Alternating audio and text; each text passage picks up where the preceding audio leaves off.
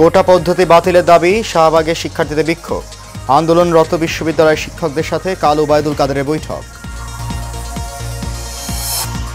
বন্যায় এখনো ডুবে আছে দেশের বিভিন্ন স্থান, কিছুটা কমেছে পানি, বেড়েছে বানভাসীদের দুর্ভোগ।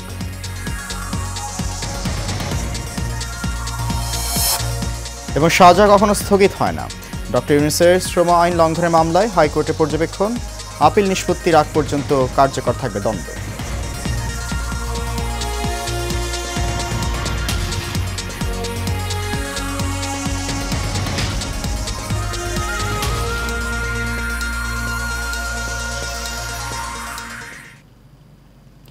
সবাইকে স্বাগত জানাচ্ছি এশিয়ান নিউজে। আপনাদের সাথে আছি আমি সৈয়দ মাহিউজ্জামান মুখর। শুনছেন বিআরবি কেবল ইন্ডাস্ট্রিজ লিমিটেড সংবাদ শিরোনাম। যাচ্ছি পুরো খবরে। সরকারি চাকরিতে কোটা পদ্ধতি বাতিল ও মেধাভিত্তিক নিয়োগের পরিপত্র বহাল রাখা সহ 4 দফা দাবিতে সড়ক অবরোধ করেছে শিক্ষার্থীরা। বিকেলে রাজধানী শাহবাগে সড়ক অবরোধ করে তারা। এর আগে ঢাকা বিশ্ববিদ্যালয় এলাকা থেকে বিক্ষোভ মিছিল শুরু করে শিক্ষার্থীরা। কোটা বাতিলের দাবি আদায় না হওয়া পর্যন্ত আন্দোলন চালিয়ে যাওয়ার ঘোষণা দেন শিক্ষার্থীরা। এদিকে শিক্ষার্থীদের সড়ক অবরোধের কারণে শাহবাগ, গুলিস্তান ও পুরান ঢাকায় তীব্র যানজট তৈরি হয়েছে। একই দাবিতে ঢাকা আরিচা মহাসড়ক অবরোধ করেছে জাহাঙ্গীরনগর বিশ্ববিদ্যালয়ের শিক্ষার্থীরা। গত 5 জুন প্রথম ও দ্বিতীয় শ্রেণীর সরকারি চাকরিতে মুক্তিযোদ্ধা কোটাসহ কোটা পদ্ধতি বাতিলের সিদ্ধান্ত অবৈধ বলে ঘোষণা করেন হাইকোর্ট। তবে হাইকোর্টের এই রায় প্রত্যাখ্যান করে আন্দোলন শুরু করেন বিক্ষুব্ধ শিক্ষার্থীরা। এরই ধারাবাহিকতায় চলছে এই বিক্ষোভ কর্মসূচি।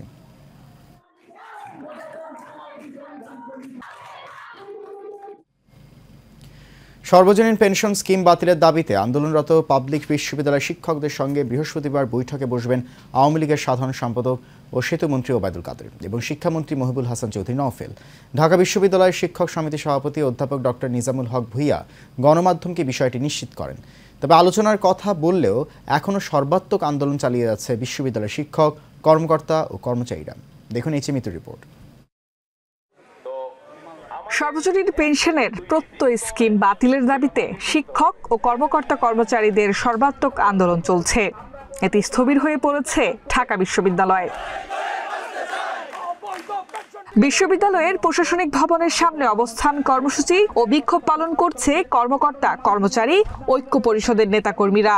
আমরা এত বছর চাকরি করে আমরা খালি হাতে চলে যাব, এটা তো হতে পারে না। এই আন্দোলন অব্যাহত আছে, অব্যাহত থাকবে। আমাদের দাবি না পূর্ণ হওয়া পর্যন্ত আমরা কর্মে ফিরে যাব না। আমরা যতক্ষণ না পর্যন্ত গভর্নমেন্ট থেকে এটা মেনে না নিচ্ছে, আমরা এই আন্দোলনে আছি। এদিকে দাবি আদায়ের লক্ষ্যে কলা ভবনের সামনে অবস্থান নেন বাংলাদেশ বিশ্ববিদ্যালয় শিক্ষক সমিতি ফেডারেশন ও ঢাকা বিশ্ববিদ্যালয় শিক্ষক সমিতির নেতারা। এ সময় শিক্ষক সমিতির সভাপতি ডক্টর মোহাম্মদ নিজামুল হক জানান, সেতুমন্ত্রী ওবায়দুল কাদের শিক্ষক নেতাদের সঙ্গে আলোচনায় বসবে। সেখানে দাবি না মানলে আন্দোলন চলমান থাকবে। তো আমরা আশাবাদী কাল সকালবেলায় আমরা ওনার সাথে আলোচনায় বসবো এবং আমাদের যে ন্যায্য দাবিগুলো যেগুলো নিয়ে আমরা এতদিন আন্দোলন করে যাচ্ছি, যেমন আমাদের প্রত্যেক স্কিম প্রত্যাহার করতে হবে, স্বতন্ত্র বেতন স্কেল শিক্ষকদেরকে আনতে হবে, আর আমাদের যে সম্মানের জায়গাটা সুপারগেট, সে সুপারগেট দিতে হবে। যদি আমাদের দাবি মানা হয় আমরা কালকেই আন্দোলন প্রত্যাহার করে আমরা আবার ক্লাসে ফেরত। কর্মবিরতির কারণে পরীক্ষা গ্রহণ সহ সব কার্যক্রম বন্ধ হয়ে যাওয়ায় চরম ভোগান্তিতে পড়েছে শিক্ষার্থীরা। অবিলম্বে কর্মবিরতি প্রত্যাহারের দাবি তাদের। Mitu, Asian television, Dhaka. অতিবৃষ্টি ও উজানের ঢলে দেশের উত্তর পূর্বাঞ্চল এখনও পানিতে ডুবে আছে। তবে কিছুটা কমতে শুরু করেছে পানি। তবে পানি কমলেও বাড়তে শুরু করেছে বানভাসীদের দুর্ভোগ। সিলেটে 3য় দফার বন্যায় ফের প্লাবিত হয়েছে জেলার বিভিন্ন গ্রাম। এছাড়া সুনামগঞ্জ, মৌলভীবাজার, নেত্রকোনা ও শেরপুরের নিম্নাঞ্চল প্লাবিত হয়েছে। প্রতিনিধিদের পাঠানো তথ্যছবিতে বিস্তারিত জানাচ্ছেন শেখ ফাহিম। দেশের উত্তর পূর্বাঞ্চলে অতিবৃষ্টি ও উজানের ঢলে বন্যাপ্রবণ প্রধান নদ নদীর পানি বাড়ছে। সারা দেশে ধেয়ে আসছে বন্যা। ইতিমধ্যে 5 নদীর পানি বিপদসীমার উপর দিয়ে বইছে বলে জানিয়েছে বাংলাদেশ পানি উন্নয়ন বোর্ড। এদিকে সিলেটে 3য় দফার বন্যায় ফের প্লাবিত হয়েছে জেলার 97টি ইউনিয়নের 1176 গ্রাম। অন্যদিকে ব্রহ্মপুত্র ও ধরলার পানি বৃদ্ধি পেয়ে বিপদসীমার উপর দিয়ে বইছে। কুড়িগ্রামেও বন্যা পরিস্থিতির অবনতি হয়েছে। শেরপুরের ঝিনাইগাতির মহারশী নদীর পানি বিপদসীমার উপর দিয়ে প্রবাহিত হচ্ছে। কয়েক স্থানে বাঁধ ভেঙে কমপক্ষে ৩০ গ্রাম পানিবন্দী হয়ে পড়েছে। ঢলের পানি প্রবেশ করেছে উপজেলা শহরের প্রধান বাজার সহ বিভিন্ন অফিস ও বাড়িঘরে। এতে বিপাকে পড়েছে সাধারণ মানুষ। নদীর পরে যে রাস্তাটা আছে এখানেও একটু বৃষ্টি দিলে জলবদ্ধতার সৃষ্টি হয়। শহরের অন্যান্য অঞ্চলে পানি নামিয়ে গেলেও এখানকার পানি নামে না। ঘরের মধ্যে পানি, দোকানের মধ্যে পানি, আমরা করতে কি বাড়িতে পারি না। এই যে বাজারে আইসি, বাজার থেকে যদি আমরা নৌকা চালা যাওয়ার কোনো ব্যবস্থা নাই। অপরদিকে সেতু পয়েন্টে ধরলার পানি, পাটেশ্বরী পয়েন্টে দুধকুমারের পানি ও কাউনিয়া পয়েন্টে তিস্তার পানি বৃদ্ধি পেলেও তা এখনও বিপদসীমা অতিক্রম করেনি। Sheikh Fahim, Asian television. শ্রম আইন লঙ্ঘনের অভিযোগে দায়ের করা মামলায় ডক্টর ইউনূসের ৬ মাসের সাজা শ্রম আপিল ট্রাইব্যুনালে স্থগিতের আদেশ বাতিলের রায় প্রকাশ করেছেন হাইকোর্ট। রায় বলা হয়, সাজা কখনো স্থগিত হয় না। বিচারপতি মোহাম্মদ নজরুল ইসলাম তালুকদার ও বিচারপতি কাজী ইবাদত হোসেনের হাইকোর্ট বেঞ্চ ৫০ পৃষ্ঠার এই রায় প্রকাশ করেন। এতে আরও বলা হয়, আপিল নিষ্পত্তি না হওয়া পর্যন্ত ডক্টর মোহাম্মদ ইউনূস সহ ৪ জনের দণ্ড কার্যকর থাকবে, কারণ আপিল বিচারাধীন থাকা অবস্থায় দণ্ড স্থগিতের কোনো বিধান নেই। এটা কেবল আপিল নিষ্পত্তি করে বাতিল, বহাল বা সংশোধন হতে পারে। এর আগে গত ১৮ মার্চ শ্রম আইন লঙ্ঘনের অভিযোগে দায়ের করা মামলায় ডক্টর ইউনূসের ৬ মাসের সাজা ও দণ্ড শ্রম আপিল ট্রাইব্যুনালে স্থগিতের আদেশ বাতিল করেন হাইকোর্ট। ফলে ডক্টর ইউনূসের ৬ মাসের সাজা চলমান থাকবে বলে রায় দেয় আদালত।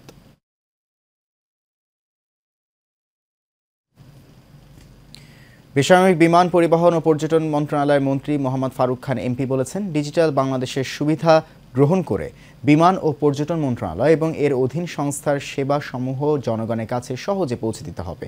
একই সাথে স্মার্ট বাংলাদেশ বিনির্মাণে সবাইকে আন্তরিকতা ও সততার সাথে কাজ করতে হবে। দুপুরে সচিবালয় মন্ত্রণালয়ের সভাকক্ষে সরকারের কর্মসম্পাদন ব্যবস্থাপনা পদ্ধতির আওতায় বেসামরিক বিমান পরিবহন ও পর্যটন মন্ত্রণালয়ের সঙ্গে অধীন দপ্তর ও সংস্থার ২০২৪-২৫ অর্থ বছরের বার্ষিক কর্মসম্পাদন চুক্তি স্বাক্ষর অনুষ্ঠানের প্রধান অতিথির বক্তব্যে তিনি এই কথা বলেন।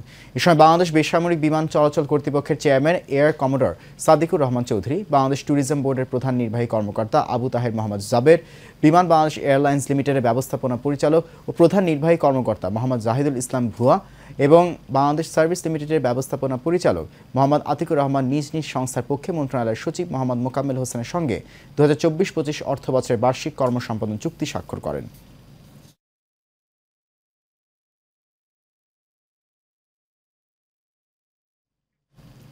হযরত শাহজালাল আন্তর্জাতিক বিমানবন্দর থেকে ৩৮টি স্বর্ণের বার জব্দ করেছে কাস্টমস গোয়েন্দা এবং তদন্ত অধিদপ্তর। ভোর ৫:৩০টার দিকে মাস্কাট থেকে আসা একটি ফ্লাইট থেকে স্বর্ণগুলো জব্দ করা হয়। বিমানবন্দরের কাস্টমস গোয়েন্দা এবং তদন্ত সার্কেলের পরিচালক প্রদীপ কুমার সরকার বিষয়টি নিশ্চিত করেছেন। কাস্টমসের এই কর্মকর্তা জানান, চোরাচালানের গোপন সংবাদের ভিত্তিতে বুধবার ভোরে শাহজালাল আন্তর্জাতিক বিমানবন্দরের বিভিন্ন গুরুত্বপূর্ণ স্থানে কাস্টমসের সদস্যরা সতর্ক অবস্থান নেন। পরে মাস্কাট থেকে আসা সালাম এয়ারের একটি ফ্লাইটে তল্লাশি করা হয়। ওই সময় বিমানের একটি সিটের উপরে থাকা লাগেজ রাখার কেবিনে কালো স্কচটেপ মোড়ানো দুটি ভারী বস্তু পরিত্যক্ত অবস্থায় পাওয়া যায়। রূপায়ণ গ্রুপের উদ্যোগে সিলেটের দক্ষিণ সুরমায় ২৫০০ বন্যার্ত পরিবারের মধ্যে খাদ্য সামগ্রী বিতরণ করা হয়েছে। রূপায়ণ ওয়েলফেয়ার ট্রাস্টের মাধ্যমে দুর্গত এলাকায় মানুষের দুর্ভোগ লাঘবে এই উদ্যোগ নেওয়া হয়েছে এবং তা চলমান থাকবে বলে জানিয়েছেন সংশ্লিষ্টরা। বুলবুল সেলিমের তথ্যছবিতে আরও জানাচ্ছেন রাশেদ আকন। কদিন আগের বন্যার ক্ষত এখনও শুকায়নি। এরই মধ্যে আবারও বন্যার শঙ্কায় সিলেট। আবারও বাড়ছে নদ নদীর পানি। এরই মধ্যে প্লাবিত হয়েছে নিম্নাঞ্চল। দুর্গত এলাকায় খেয়ে না খেয়ে দিন পার করছেন অসহায় মানুষগুলো।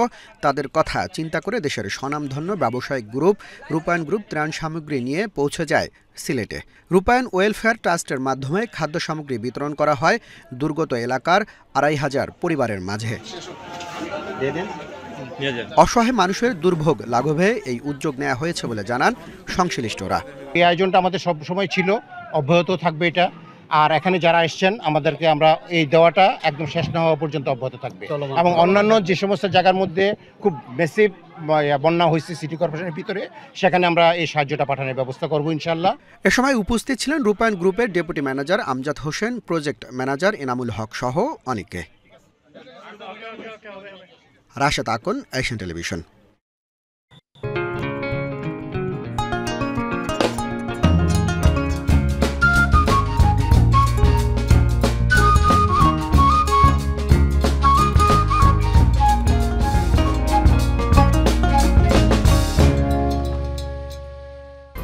HM Expert B500 CWR স্বাধীনতার সুবর্ণ জয়ন্তীতে নতুন বাংলাদেশ গড়ার প্রত্যয় HM Steel B500 CWR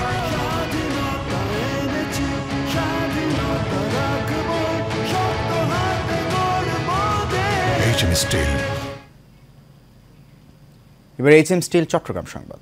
BNP স্থায়ী কমিটির সদস্য আমির খসরু মাহমুদ চৌধুরী বলেছেন, চট্টগ্রামে আগামী শনিবারের যে জনসভা, সেই জনসভা থেকে মানুষের অধিকার আদায় এবং গণতন্ত্রের মার মুক্তির আন্দোলনের সূত্রপাত হবে। নগরে জিইসি কনভেনশন সেন্টারে শ্রমিক দলের চট্টগ্রাম বিভাগীয় বুনিয়াদী প্রশিক্ষণ কর্মশালার সমাপনী ও সনদ বিতরণ অনুষ্ঠানের প্রধান অতিথির বক্তব্যে তিনি ঘোষণা দেন। আমির খসরু মাহমুদ চৌধুরী বলেন, ফ্যাসিস্ট সরকারকে বিদায় করলেই বাংলাদেশের সব সমস্যার সমাধান হবে না। জীবনযাত্রার মান উন্নত করে সাধারণ মানুষের দাবিগুলো পূরণ করতে হবে।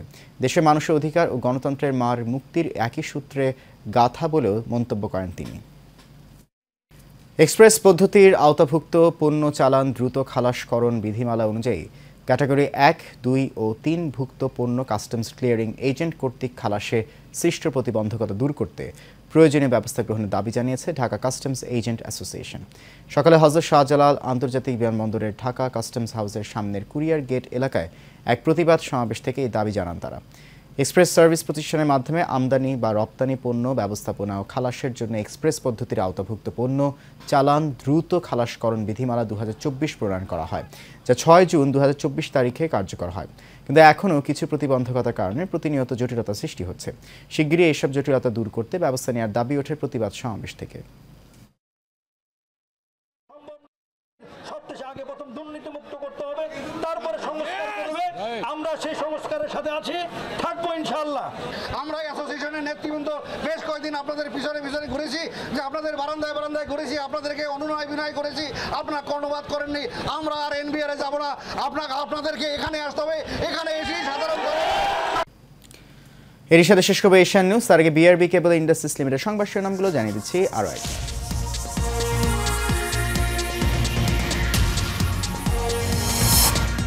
বন্যায় এখনো ডুবে আছে দেশে বিভিন্ন স্থান, কিছুটা কমেছে পানি, বেড়েছে বানভাসীদের দুর্ভোগ।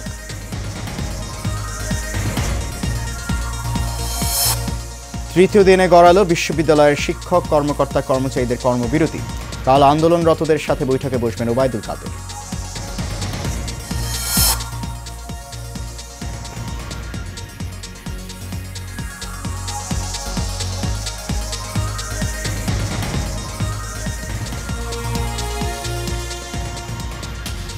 এশিয়ান নিউজ এ পর্যন্তই। আমাদের পরবর্তী সংবাদ দেখার আমন্ত্রণ রইল। এখন সঙ্গে থাকার জন্য অনেক ধন্যবাদ সবাইকে।